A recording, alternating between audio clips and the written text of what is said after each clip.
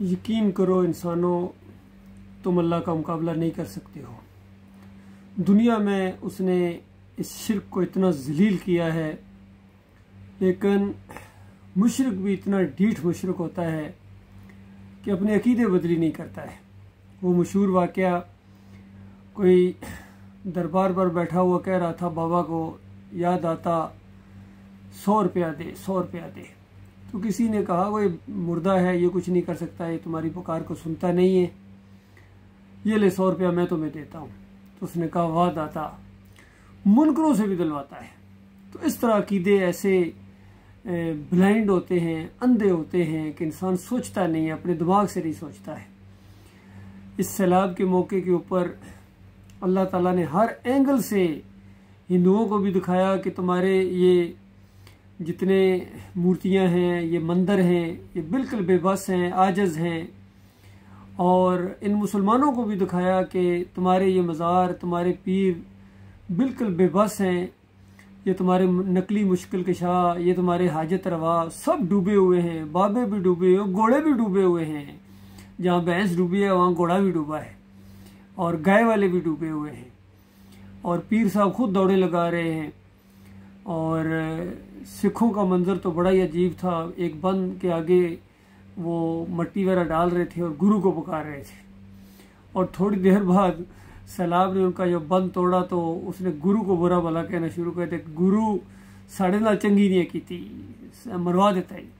तो इस अंदाज से जो है ना, यानी शर्मिंदा भी होते हैं, जानते भी कुछ नहीं कर सकते हैं, लेकिन फिर जब मुश्किल का वक्त ख़त्म होता है तो फिर उसी तरीके से भजन शुरू हो जाएंगे, कवालियाँ शुरू हो जाएंगी, नातें शुरू हो जाएंगी, दरबारों पर चादरें चढ़ेंगी, या बरी कर खरी के नारे लगेंगे, या अली मदद के नारे लगेंगे, या रसूल मदद, लब्बैक या रसूल अल्लाह, लब्बैक या हुसैन। इसी तरीके से अभी 1-2 दिनों बाद ये मिलाद के केक काटे जाएंगे, भंगड़े डाले जाएंगे, 11वीं शरीफ होगी, मज़ार शरीफ को पूजा जाएगा, फिर मुहर्रम के शरबत बनेंगे, फिर घोड़े की पूजा होगी, फिर गाय के पुजारी उसका पेशाब पिएंगे। लेकिन ईमान की तरफ, अल्लाह की तरफ, अपने मालिक की तरफ, जिसने ये ज़िंदगी बख्शी है, अंदाज़ा लगाइए, जिसने हमें पैदा किया है, उसने ये बताया कि देखो इंसानों, तुम्हें मैंने सिर्फ अपनी बंदगी के लिए पैदा किया है, सब कुछ तुम्हारे लिए है और तुम्हें मैंने अपने लिए पैदा किया है। जन्नत बनाई है, ऐसी खूबसूरत जन्नत है कि अक्ल हैरान रह जाती है, ऐसी बादशाही कि उसके तस्वर से भी दिल के कलियां खिल उठती हैं और सारी परेशानियां ख़त्म हो जाती हैं। और दूसरी तरफ ऐसा खौफनाक अजाब है, अल्लाह के बंदो, ये दुनिया के सैलाब तुमसे नहीं रुक रहे हैं, वहाँ तो खून और पीप के सैलाब होंगे जिसके अंदर तुम्हें दबोचा जाएगा, और आग के समुंदर होंगे, और गुर्ज पड़ेंगे, थोड़े मारे जाएंगे, कोई रेस्क्यू टीम तुम्हारी नहीं पहुँचेगी, कोई तुम्हारी फ़ौज, कोई तुम्हारी पुलिस, और कोई तुम्हारे ये जितनी तहरीकें होती हैं या जितने ये लोग हैं आज दुनिया में,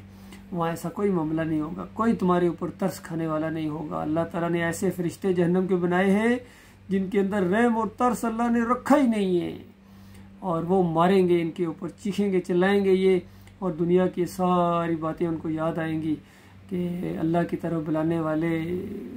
दलाइल से बताते थे कि देखो ये कायनात का निज़ाम एक हस्ती चला रही है, इस निज़ाम के ऊपर गौर करो, सूरज के निकलने के ऊपर, इसके गुरूब होने के ऊपर, चांद के घटने बढ़ने के ऊपर, बारिशों के इस निज़ाम के ऊपर, हवाओं के चलने के ऊपर, खुद अपने जिस्म पर गौर करो, तुम्हारा बोलना, तुम्हारा सुनना, तुम्हारा गौर व फिक्र करना, अपनी खुराक के ऊपर गौर करो। ये एक मालिक की कार फरमाई है जो पूरी कायनात का अकेला मालिक है। उसने अम्बिया के ज़रिए ये बात बताई है और किताबें नाजिल की हैं, और आखिरी नबी मोहम्मद सल्लल्लाहु अलैहि वसल्लम ने पूरी ज़िंदगी इसी नुक्ते के ऊपर इंसानियत को इकट्ठा करने की कोशिश की, और एक इस्लामी रियासत बना के पूरी दुनिया के लिए एक मॉडल बनाया गया है, जिसका आज ये मजाक उड़ाते हैं, हिंदू हों या सिख हों या यहूदी हों या ईसाई हों। हालांकि इन सब के लिए एक रोल मॉडल था। देखो कि जब इंसान अल्लाह का बंदा बन जाता है तो किस तरह खैर आती है, और जब तुम शैतान के बंदे बनते हो तो फिर किस तरह आपस में एक दूसरे के साथ लड़ते हो, नफ़रतें हैं, बुग़्ज़ हैं, जंगें हैं, ये सब कुछ जो तुम्हारे साथ हो रहा है, तुम्हारे मालिक और खालिक के हाथ में है सब कुछ। और अल्लाह ताला ने एक आयत के अंदर बता दिया कि अल्लाज़ीना आमनू वलम यलबिसू ईमानहुम बिज़ुल्मिन उलाइका लहुमुल अम्न व हुम मुहतदून, कि सही मानों में अमन चाहते हो दुनिया के अंदर खुश रहना चाहते हो और आखिरत में जन्नत की बहारों के अंदर, तो तुम्हें ईमान लाना पड़ेगा, खालिस ईमान अपने मालिक के ऊपर, और ज़रा बराबर इसके अंदर शिरक नहीं होना चाहिए। ऐसे लोगों के लिए दुनिया में भी अमन है और आखिरत में भी इन्हीं के हिस्से में अमन आएगा। बहरहाल अब किसी दूसरे लोगों से क्या गिला किया जाए, ये मुसलमान सबसे ज़्यादा शिरक कर रहे हैं। पूरी ज़मीन के ऊपर इन्होंने शिरक से इस ज़मीन को गंदा कर दिया। कहीं मज़ार बने हुए हैं, कहीं पीर साहब गद्दी खुदाई की गद्दी पर बैठे हुए हैं, कहीं सियासी लीडर हैं और कहीं तावीज़ गंडा है, इमाम ज़ामन है, सब कुछ है, लेकिन बस सिर्फ अल्लाह के साथ इनका ईमान नहीं है। अल्लाह के अलावा ये हर एक के पीछे दौड़े चले जा रहे हैं। तो बहरहाल एक दिन इस दुनिया का भी अंजाम होना है और आखिरत का मामला सामने आ जाएगा। उस वक्त पछतावा, ऐसा शदीद पछतावा होगा, वापस नहीं आ सकोगे।